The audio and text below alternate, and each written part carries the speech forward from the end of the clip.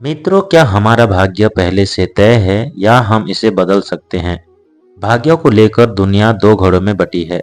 एक जो भाग्यों को मानते हैं और दूसरे जो कर्म को प्राथमिकता देते हैं।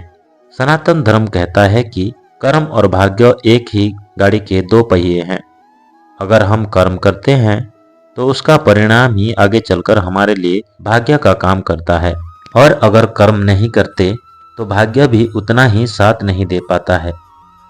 जैसे कि एक कहावत है कि भाग्य के भरोसे रहने वाले को उतना ही मिलता है जितना कोशिश करने वाले छोड़ देते हैं।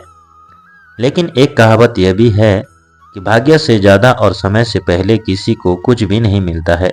मित्रों, जब भी हम अपने जीवन में किसी कठिन परिस्थिति का सामना करते हैं तो हम अक्सर सोचते हैं कि क्या यह हमारे पिछले जन्मों के कर्मों का परिणाम है, और हम यह भी सोचते हैं कि क्या हमारे पिछले जन्मों के इन बुरे कर्मों का प्रभाव हमारे वर्तमान के जीवन पर पड़ता है।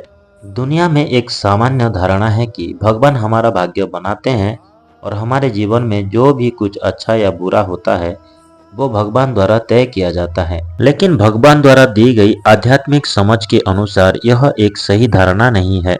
जी हाँ दोस्तों, भाग्य को बदला जा सकता है, लेकिन इसके लिए विशेष प्रयास की आवश्यकता होती है। कोई भी व्यक्ति सटीक रूप से नहीं जान सकता है कि उसका भाग्य क्या है, लेकिन यह जान सकता है कि यह कैसे फलित होता है। इसका फलित होना आपके प्रयास के कई कर्मों के एक साथ आने पर निर्भर करता है। तो आइए विस्तार से समझते हैं कि भाग्य कैसे प्रकट होता है, ताकि आप जान सके कि आप अपना भाग्य को कैसे बदल सकते हैं। बहुत से लोग इस बात पर विचार करते हैं कि जब जीवन पहले से तय है तो प्रयास क्यों करना है। आखिरकार जो होना तय है वह हमेशा अपना रास्ता खोज ही लेता है। परंतु ये पूरी तरह से सच नहीं है। माना कि नियति को कोई बदल नहीं सकता है, हालांकि कुछ अच्छे कर्म हैं जिनकी मदद से यह संभव हो सकता है। जी हाँ, हमारे भाग्य को बदला जा सकता है। भाग्य को बदलने के लिए कर्मों को सुधारना होता है, और कर्मों को सुधारने के लिए सकारात्मक कर्म करना होता है। भाग्य को बदलने के लिए कुछ उपाय है, जिनमें से अच्छे कर्म करना, दान पुण्य करना, ईश्वर की आराधना करना, योग करना, सकारात्मक सोच रखना, स्वयं पर विश्वास करना। भाग्य के बारे में कुछ और बातें हैं। पिछले जन्म के कर्म और इस जन्म के कर्म का संयुक्त परिणाम होता है। कर्म को पूजा की तरह लेना चाहिए। कर्मों से ही जीवन की दिशा और दशा तय होती है। कर्मों से शांतिपूर्ण मन और आत्मा मिलती है।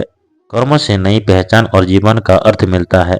इसीलिए हमेशा अच्छे कर्म करना चाहिए, जिससे हम अपने भाग्य को भी बदल सकते हैं। दोस्तों, जानकारी कैसी लगी कमेंट करके जरूर बताना, और हमारे चैनल को कृपया सब्सक्राइब कर देना। वीडियो को अंत तक देखने के लिए आपका बहुत बहुत धन्यवाद।